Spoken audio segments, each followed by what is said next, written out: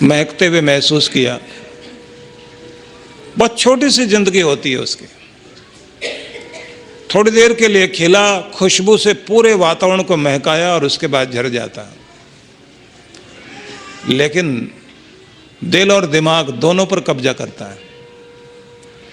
यह कोई प्रश्न नहीं है कि हमारी जिंदगी कितनी है कितनी नहीं है, यह भी कोई मूल्य नहीं रखता कि यह तन बड़े से मकान में रहता है या छोटी सी झोंपड़ी में रहता है। महत्वपूर्ण यह है कि यह तन जहां भी रहे यह खिला हुआ है या नहीं। अगर खिला हुआ है तो आप अमीर हैं, आप सुखी हैं, आपके पास पूर्ण कृपा है।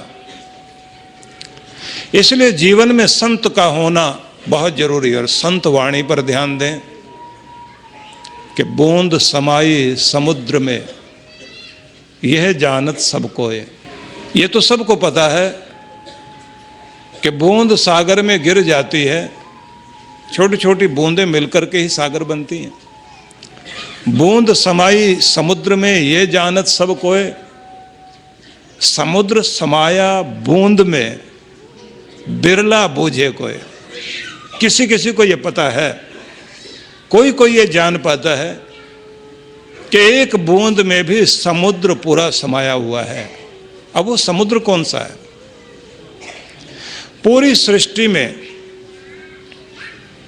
भगवान है और भगवान में ही ये पूरा संसार है। इस पूरे समुद्र रूपी परमेश्वर में पूरा संसार है। लेकिन एक एक बूंद में भी सागर है, क्योंकि अगर बूंद में सागर ना होता तो बूंद सागर में मिलने के बाद अलग दिखाई देती। जैसे कोई मोती, सीप, कोई पत्ता पानी में डाल दीजिए, आप समुद्र में डाल दीजिए तो समुद्र में लहराता हुआ पत्ता दिखाई देगा। वो समुद्र बन ही नहीं सकता, वो अलग रहेगा, अलग दिखाई देगा। लेकिन बूंद कभी अलग नहीं दिखाई देती, क्योंकि वो कहती है कि मैं जहां भी थी समुद्र का हिस्सा थी, और समुद्र में मिलने के बाद बता देती हूं कि मैं भी समुद्र ही हूं, समुद्र से अलग नहीं। तो बताना ये चाहते हैं संत कि तुम परमात्मा से अलग जरूर हो, लेकिन परमात्मा में रह रहे हो और परमात्मा तुम्हारे अंदर रह रहा, पर परमात्मा की सारी शक्तियां भी तुम्हारे अंदर छिपी हुई हैं। तुम साधारण नहीं हो।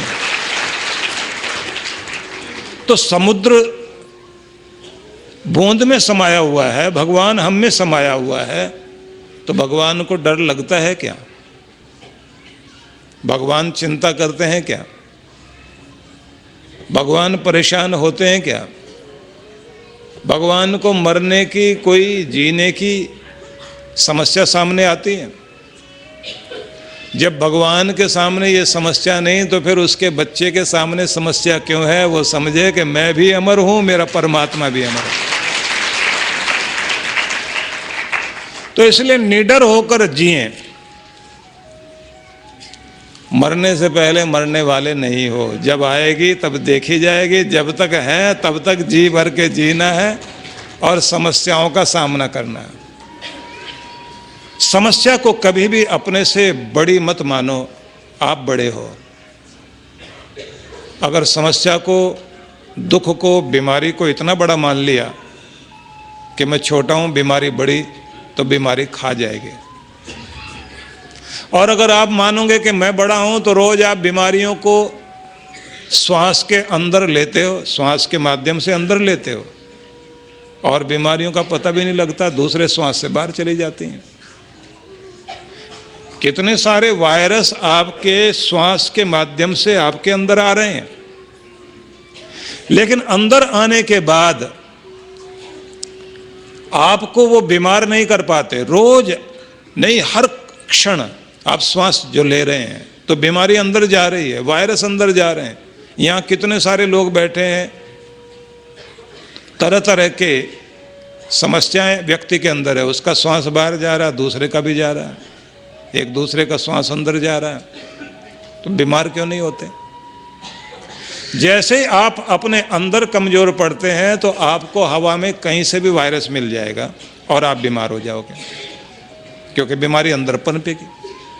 अगर बीमारी से लड़ने की ताकत आपकी मजबूत है तो बीमारी अंदर आने के बाद भी आपका कुछ नहीं बिगाड़ते। आप बीमारी को खा रहे हैं, बीमारी आपको नहीं खा रही। जिस दिन आप कमजोर पड़ गए बीमारी खा जाएगी। अब एक दूसरे ढंग से समझिए, प्रत्येक व्यक्ति के शरीर से निकलता हुआ प्रकाश का एक घेरा, जिसे बोलते हैं आभा मंडल, वो आपका ओरा है। और वो 6 इंच से लेकर 1 फुट की दूरी तक पूरा घेरा बना हुआ होता है प्रकाश का। ऐसा कोई भी कुछ बात बोलेगा तो उसके निराश करने या हताशा की बात कहने से, आलोचना की बात कहने से, निंदा करने से, चोट पहुंचाने से सबसे पहले आपका ओरा डैमेज होता है। अगर आपका ओरा मजबूत है, आपका आभा मंडल मजबूत है, तो कभी कभी आप देखते हैं ना, कोई मजाक कर रहा है, मजाक में होली के दिनों में लोग गालियां देते हैं एक दूसरे को, और कहीं कहीं जगह तो ऐसा देखा है कि एक दूसरे को पीट के मिलते हैं। उठा पटक से बात होनी शुरू होती है, एक दूसरे से मिलेंगे, भाग कर आएंगे और उसके बाद में उठा के पटकेंगे और उसके बाद हाथ मिलाएंगे, फिर खुश होंगे। तरह तरह के लोग हैं। तो आपके आभा मंडल पर चोट मारने वाले लोग भी आपको मिलेंगे अगर आपका ओरा कमजोर है। तुरंत मुरझा जाओगे। और किसी ने जैसे होली में गाली भी दे दी तो आप कहते हैं पागल है, बात कैसे करता है, फर्क नहीं पड़ता आपको। और किसी ने कुछ बोला भी नहीं, सिर्फ इशारा ही किया अजीब तरह का, और आप इतने आग बबूला हो गए। किसी की बात सुनते एकदम आपका चेहरा नीचे लटक गया, मुरझा गए। क्योंकि आपका ओरा अगर मजबूत है तो कोई असर नहीं पड़ता किसी की बात का। या तो आप कहेंगे ये मुझे जानता नहीं, समझता नहीं, इसलिए ऐसा बोल रहा है। जिस दिन समझ जाएगा तो ये निंदा नहीं करेगा। या लोग कहेंगे ईर्ष्या में बोल रहा है, तो आपको फर्क नहीं पड़ता। तो समझ में आना चाहिए कि हमारा ओरा अगर मजबूत है तो बाहर की चीजें प्रभावित नहीं करती। आंतरिक रूप से भी यदि हम मजबूत हैं तो भी हमारे ऊपर असर नहीं आता। जब हम बीमार पड़ते हैं तो सबसे पहले ओरा कमजोर होता है। किसी किसी बच्चे का ओरा इतना कमजोर होता है, लोग कहते हैं उसे नजर लग गई, वो सूखता जा रहा है। और यदि आप अंदर से मजबूत हैं, ना भूत बाधा, ना प्रेत बाधा, ना किसी की नजर, ना किसी के टोक, ना किसी के बोलने से कोई फर्क पड़ता, आप बिल्कुल ठीक रहते हैं। तो आप जब ये मान लेते हैं कि आपकी आत्मा मिटने वाला तत्व नहीं है, आप रहेंगे, और जब तक मैं हूं तब तक जूझते हुए जीऊंगा, आनंद मनाते हुए जीऊंगा, तो आपकी जिंदगी में खुशी आती है। और अगर कोई आपको ललचाता है या डराता है तो इसका मतलब है कि आपका ओरा कमजोर है, आपका मानसिक स्तर भी कमजोर है। पंडित कथा कर रहे हैं बैठे हुए, अब अतिशयोक्ति करते करते बोल दिया दशहरे वाले दिन नीलकंठ पक्षी के दर्शन कर लोगे तो 7 पीढ़ियां स्वर्ग में जाएंगी। 7 पीढ़ियां स्वर्ग में जाएंगी। अब एक किसान खेत में काम कर रहा था, थोड़ी देर कथा सुन के गया था। उसने सोचा दशहरे का दिन है, नीलकंठ भगवान के दर्शन कर लेने चाहिए।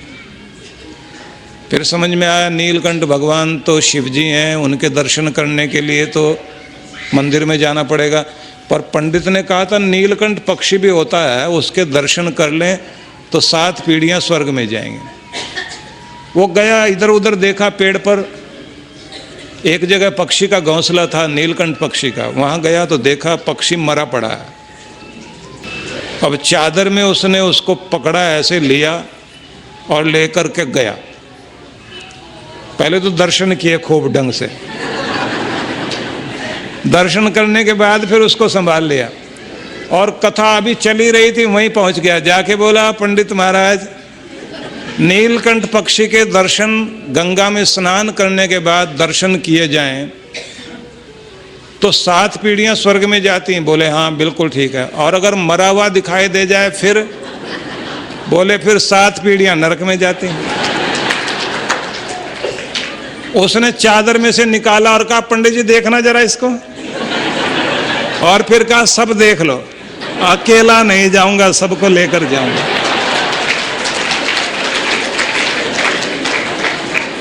अब नरक में भी जाना है तो सब साथ जाएंगे।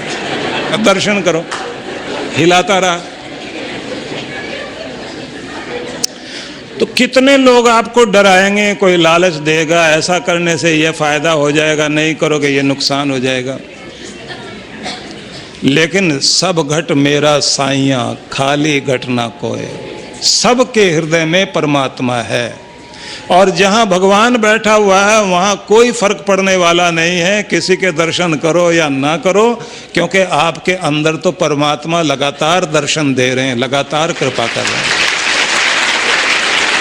सब घट मेरा साइया, खाली घट ना कोय। बलिहारी उस घट की, जा घट प्रगट होए। जिसने अपने अंदर से अपने परमात्मा को प्रकट कर लिया, बस बलिहारी, उसका धन्यवाद करो। उससे बढ़कर दुनिया में कोई नहीं। इसलिए अपने अंदर के भगवान को प्रकट करो। और जिसके हृदय में परमात्मा है वहां डर नाम की चीज नहीं है। जिएगा जी भरकर, समस्या का सामना करेगा, चिंता नहीं, चिंतन करते हुए समस्या का समाधान ढूंढेगा, लेकिन डरेगा नहीं, किसी भी चीज से नहीं डरेगा। डरने वाला आदमी जहां भी जाएगा वहीं डर खड़ा रहेगा, वो उस डर से बाहर नहीं निकल सकता। कहीं भी चला जाए डर साथ रह जाएगा। इसलिए निवेदन ये करना चाहता हूं कि आप बूंद की तरह हैं जिसके अंदर पूरा समुद्र समाया हुआ है। जैसे किसी एक बीज को वृक्ष बनने का पूरा पूरा मौका मिलता है तो खिलकर इतनी ऊंचाई तक पहुंच जाता है जिसमें फूल भी लगते हैं, फल भी लगते हैं। न जाने कितने लोग छाया का लाभ लेते हैं, उसके ईंधन का लाभ लेते हैं, लेकिन वो तब जब वो बीज वृक्ष का रूप धारण करे। लेकिन सब बीज वृक्ष नहीं बन पाते। कितने बीज हैं जो गल जाते हैं, खराब हो जाते हैं, कीड़े खा जाते हैं, अंकुरित होते हैं तो अंकुरित होते हुए जानवर खा जाएगा। जो उस विशालता तक पहुंच सके वो कोई कोई होता है। मैं ये निवेदन करूंगा, एक बीज में पूरा वृक्ष है, पर जो वहां तक पहुंच सके, विशालता को प्राप्त हो सके। कलकत्ता में बरगद का पेड़ है, कहते हैं 500 साल पुराना है, कोई कहता है 150 साल पुराना है। लेकिन आश्चर्यजनक बात है कि उस पेड़ का विस्तार इतना बड़ा कि 500 आदमी उसके नीचे बैठ सकते हैं। लेकिन कभी आप बरगद के फल को देखें ध्यान से, तो जैसे कुर्ते में बटन लगाने के लिए लोग बटन लगाते हैं, इतना बड़ा ही फल तो है उसका, कोट में लगाने वाला बटन। अब उस फल को तोड़िए, उस तोड़कर फल के बीज को निकाल लीजिए। बीज हाथ में लेंगे तो जिन लोगों को चश्मा लगा करके दिखाई पड़ता है वो चश्मे से देख पाएंगे, और बिना चश्मे के तो उनको बीज भी नहीं दिखाई देगा। इतना छोटा बीज, और विस्तार पा गया तो 500 आदमी नीचे उसकी छाया में बैठ सकते हैं। इतना बड़ा विस्तार, क्योंकि उसने वहां तक पहुंच के दिखाया। तो संभावना आप में भी है, आप बीज की तरह हैं, लेकिन आपकी संभावना बहुत बड़ी है। महान पुरुषों का रूप बरगद की तरह है, उसी तरह हमें अपना रूप धारण करना चाहिए। श्वेत केतु ने यही तो पूछा था कि मैंने विद्या पढ़ी, पढ़ने के बाद जो कुछ मुझे इस समय गुरु सिखा सकता था मैंने सीख लिया, पर मैं ब्रह्मविद नहीं हुआ, ब्रह्मवेत्ता नहीं हुआ। 24 साल की आयु, 8 साल का था, 16 साल गुरु के पास पढ़ा, 24 साल का हो गया तो पिता के पास आया। तो गुरु ने कह दिया कि तुम्हें सब कुछ सिखा दिया गया, सब तुम्हारे अंदर आ गया। अब उसे लगा कि मैं तो बहुत ज्ञानी हो गया। तो पिता के पास जब पहुंचा तो पिता, क्योंकि बहुत बड़े ऋषि थे, उन्होंने बेटे के प्रणाम करने के ढंग में अहंकार महसूस किया और फिर पूछ लिया, क्योंकि जब बेटा ये सोचता है कि मैं पिता से ज्यादा जानता हूं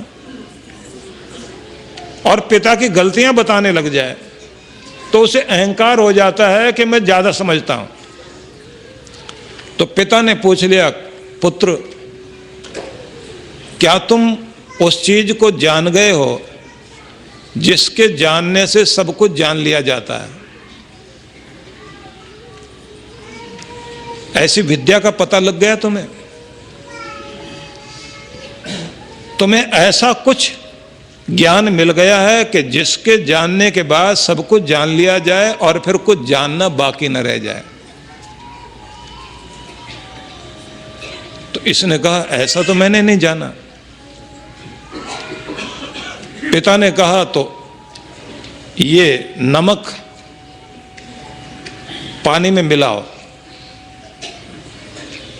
तो बच्चे ने पानी लिया और नमक उसमें डाला और जैसे मिला दिया, उसके बाद पिता ने पूछा, नमक मिल गया इसमें? बोले हाँ। दिखाई देता है? बोले नहीं। तुमने देखा ना डालते हुए? बोले हाँ जी, मैंने हाथ से डाला। कि अब इसको निकाल कर दिखाओ। बच्चे ने कहा कि निकालना बहुत मुश्किल है, पर विधि होती है, निकल आएगा। विधि है, जो नमक डाला गया वो बाहर आ सकता है, लेकिन आसान नहीं है। पिता ने कहा, तो एक काम करो, थोड़ा पानी मेरे लिए लेकर आओ और कुछ खाने के लिए लाओ। तो बर्तन मिट्टी के थे उनके पास, बर्तन, मिट्टी की थाली, मिट्टी की कटोरी और मिट्टी का गिलास। पिता ने पूछा, इन बर्तनों में एक ही चीज कौन सी है? बच्चे ने कहा, सब में मिट्टी एक जैसी है। बोले फिर नाम अलग अलग क्यों है? पुत्र कहता, व्यवहार चलाने के लिए। पिता ने कहा, जो मैंने तुम्हें समझाया क्या तुम्हें समझ में आया? इसने कहा, मुझे तो समझ में नहीं आया। उन्होंने कहा, तो पहले ब्रह्म ज्ञान, क्योंकि तुम पाना चाहते हो, ब्रह्म ज्ञान मिल जाए तो उसे जानने के बाद फिर कुछ और जानना बाकी नहीं होता, क्योंकि पहले स्वयं को जानना होता है। स्वयं को जानते ही व्यक्ति सब कुछ जान लेता है। जब स्वयं को नहीं जान पाता तो वो किसी को भी नहीं जान पाता। तुम खुद को नहीं जान पाए, तुम्हारे पास अक्षर ज्ञान है, तुम्हारे पास सूचनाएं हैं, जानकारी को रट लिया है। इस समय जो कागजों पर लिखी हुई चीज है वो सबको तुम रटकर आ गए, उसकी परीक्षा देकर आ गए, लेकिन अभी तक उसकी अनुभूति नहीं हुई। तुमने कागज पर लिखी हुई मिठाई देख ली है, चखा नहीं है। कागज पर बनी हुई आग को देख लिया है, उसकी गर्मी को और प्रकाश को अनुभव नहीं किया। अब बच्चे को थोड़ा झटका लगा। पिता ने फिर कहा कि तुमने ये देखा है कि बर्तन अलग अलग हैं पर मिट्टी सब में एक, और तुमने खुद कहा व्यवहार चलाने के लिए। इस दुनिया में इंसान सब अलग अलग दिखाई दे रहे हैं, सबके नाम अलग अलग दिखाई दे रहे हैं, लेकिन सब में मिट्टी एक ही लगी हुई है और मिट्टी लगाने वाला भगवान है।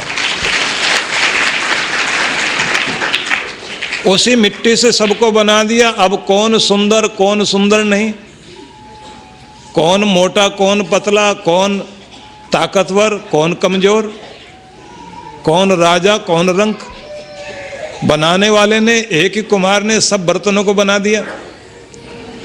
और कमाल की बात है, बनाने वाला सब बर्तनों के अंदर बैठा हुआ, अंदर बैठ करके बनाता है। और वो इस तरह छिप गया है जैसे नमक पानी में मिलाया गया, और पानी में नमक मिलते ही अब पानी में नमक दिखाई नहीं देता। परमात्मा सब में मिल गया लेकिन दिखाई नहीं देता, लेकिन है, विधि से पाया जा सकता है। अब विधि बताने वाला जो है उसी का नाम सद्गुरु है, उसके पास जाओ, वही तुम्हें निकाल कर देगा तुम्हारे अंदर बसे हुए परमात्मा को।